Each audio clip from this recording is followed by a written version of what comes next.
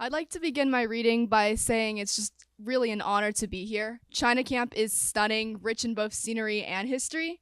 And standing here now, I can really understand all of the stories embedded in this landscape. And I have to be honest with you, I've never heard of China Camp before I knew I was reading at this event because I'm actually a San Franciscan native. I grew up on the stories of the resilience of Chinatown despite the chokehold of the Chinese Exclusion Act.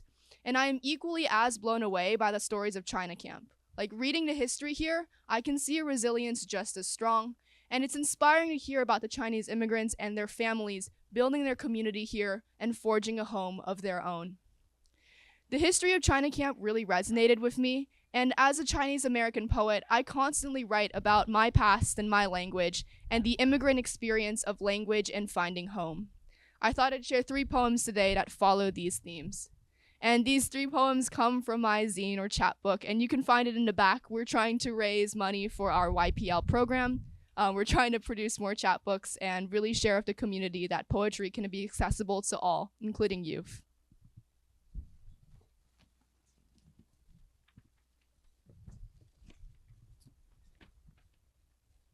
I'd like to begin with the poem called Mother Tongues.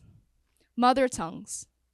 18 months old, and my first word ma had a newborn ambivalence of English ma and Chinese ma. The sound pinched flat at the ends either way, a baby attempt for mother, mama. 5 years old, and shying away from my grandmother's night-night on the other side of a phone call, on the other side of a world. 世界.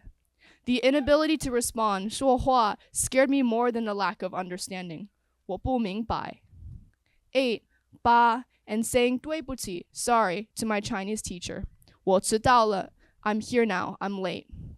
Hiding the fact Google Translate still lurked on a separate tab. 10 years old and making fun of my mother's backward English, 英文, forgetting the 4-word proverb about cicadas and ignorance. 12, 12, and realizing she thought in a different language. 13, 13, and counting the years since the last Chinatown, 中国城 visit. 14, 14, and still relying on mom to order dumplings, 饺子, from the xiaolongbao place, ignoring the waiter's pity. 小姐还要一盘.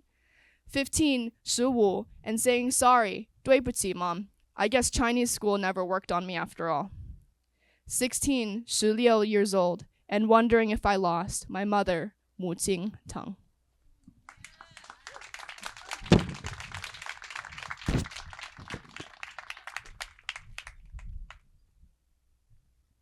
Continuing with the themes about Chinese language, next poem is called Mu, which is the Chinese character for mother.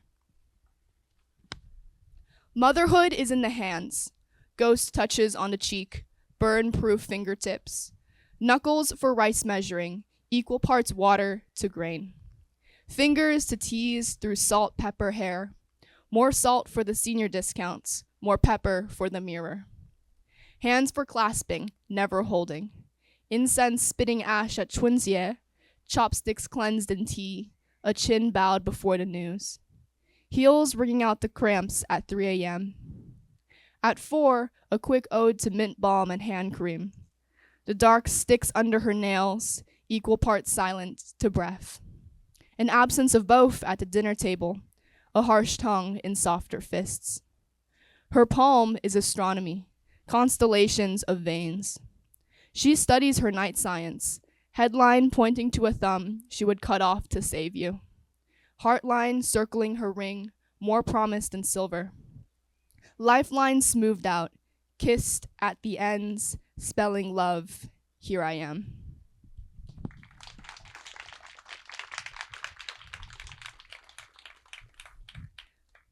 This last poem is about childhood. This one's called This One's for You, Mira, after our amazing youth poet Laureate. Her style of poetry is amazing, and I tried to replicate the vivid imagery and the repeated lists that she loves to write about. So without ado, here it is. First came the stick bow, then the daisies 5 years later. If you teach me to make chains, I will nitpick the stems. No sooner will I play princess in the strawberry trees than play eat the mash we ground from its fruit, more so rind than flesh. Look at my body. Here I was supposed to list with fondness sponge cake and dusty shells, rice cakes and ground pork soup, the books I shed tears for. The songs on the radio, KOIT, Star 1013, Bruno, and the car sickness. Here is the bark smeared across my palms, the sun hat trying to launch off my eager head. When not too sweet became a compliment, when sunscreen became something to avoid. Yet here are the cliffs and the sunsets, stereotypical in their longing, wearing dad's photo frames like well-loved jeans. I would give you Polaroids, but the walls weren't meant for hanging. Here is my shoebox instead. Inside, a red feather, a medal, space for poems of the body. Not yet. Here, my Post-its fold themselves into poetry, worth bottling as wine. Call it country thinking, call me wild child. Let me steal a sip of moonshine and the words shaped for grown-ups. Is it true that you're reading this? Can you do me a favor? Give me your twigs and I will fletch fledgling arrows, stick bows to launch them from. A whole armada. Give me your daisies and your dainty and I will call it by name. Childish alliteration, scuffing its light-up tennis shoes, running against my fingertips. Ruining the chain. They run. I run. My hand in yours. In other words, we run back deep into the grass, strawberry trees crowning our heads. Thank you.